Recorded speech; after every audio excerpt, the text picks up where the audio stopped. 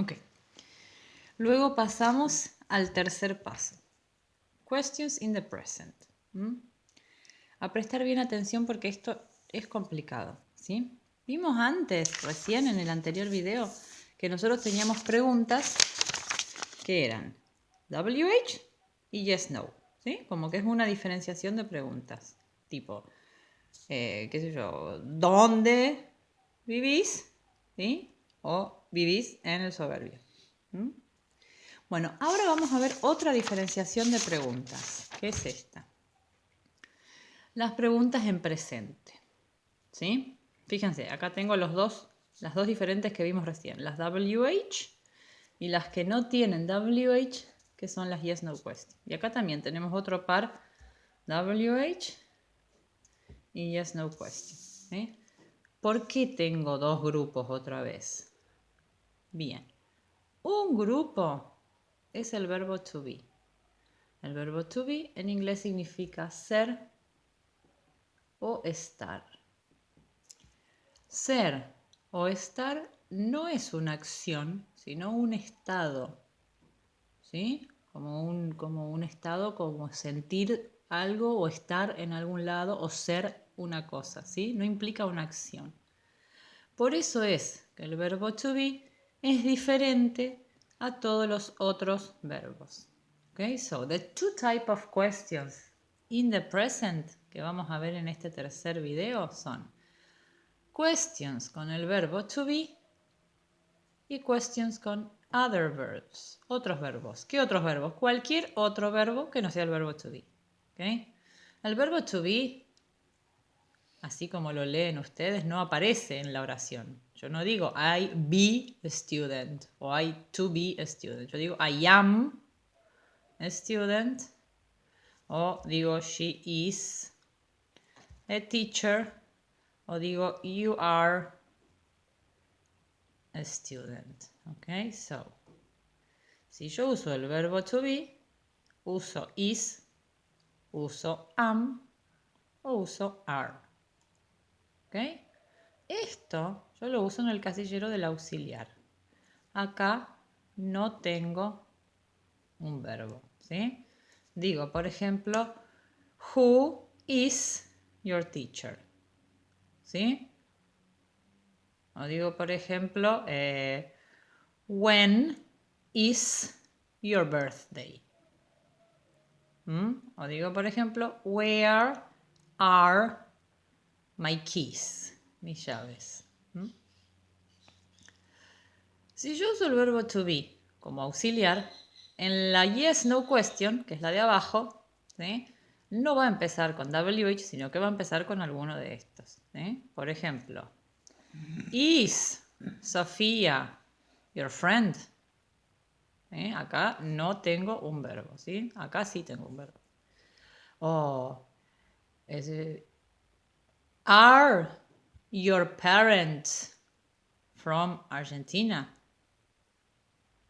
Entonces, las preguntas en presente tengo preguntas con el verbo to be, que siempre van a tener en este casillero el is, el am o el are. ¿Ok? En clase también hicimos un ejemplo de cada una de esas preguntas. O sea, un ejemplo de una pregunta con WH y una pregunta sin WH, que comenzara directamente con is o am o are. O sea que si ustedes no hicieron eso, lo podrían hacer con este video. Copiamos el cuadrito y tengo que escribir una pregunta WH que contenga el verbo to be y una pregunta sin WH que contenga el verbo to be. Les escribo los ejemplos que dije recién. Por ejemplo, una sería... uy, ¿por qué se puso así?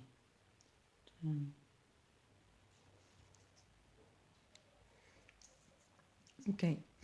Entonces una podría ser, por ejemplo, who is your teacher?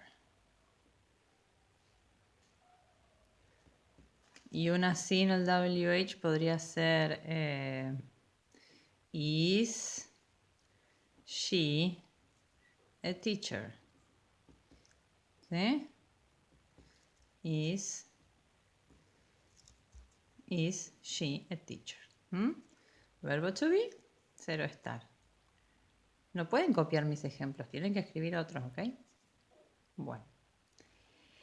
Luego del verbo to be, vamos a ver el mismo cuadrito, pero con todos los otros verbos, ¿sí? Que no son el verbo to be. Puede ser play, puede ser go, puede ser have, puede ser make o cualquier otro. ¿Qué pasa?